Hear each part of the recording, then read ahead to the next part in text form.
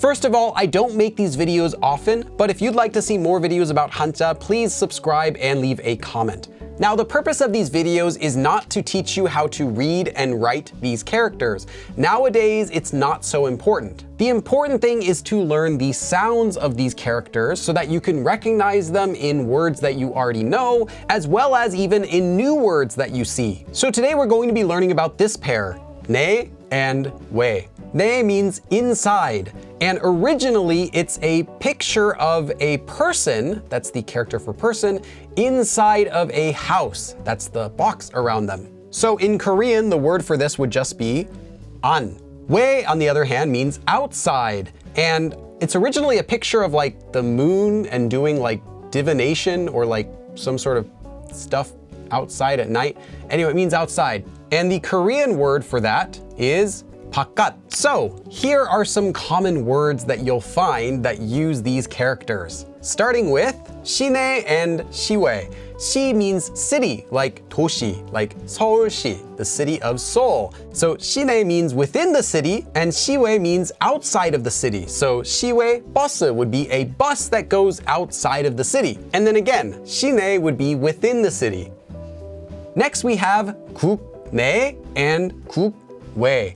국내 means within 국, a country like 한국 or 미국. So within the country, this would be the word domestic. So this is commonly used in flights. You might want to take a domestic flight, a domestic trip. That would be 국내 여행. Now, 국외 does mean outside of the country, but if you're talking about flights, they typically refer to those as either international flights or say you're going abroad. So you would see something like 국제, which is international, which is a different word, or 해외, which is going abroad, taking a trip to another country, like that. So although this word does get used sometimes, note that you can't simply switch one hanja for another and expect the word to be commonly used. In this case, 국내 is used, but when you want to say international, you would actually use a completely different word. Now, not only can you say outside of the country with this, but you can also switch these around and you get another word, 외국. Now this means a foreign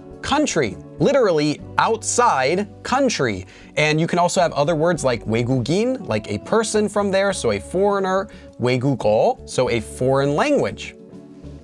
Next we have 실내 and 실외. 실 means a room, so 실내 means inside of a room, and that's what we would say for indoors. Versus this one, which means outdoors. Now, it doesn't only have to be inside of a room. This is the hanja for room, but it's also used in general just to mean indoors. So inside of a building works too. You might also see this on signs. It might say something like 실내에서 금연, which means no smoking indoors. Now, there are many other words that use these. For example, 과외. 과 means a lesson or a subject. So outside of your lessons or your regular school subjects, you're doing additional learning. So this would be like tutoring. And you can also have the word 개인 과외, so personal tutoring, private tutoring. Now, there are tons of words that use both of those hanja, but I don't want to fill this video up with just a bunch of vocabulary words.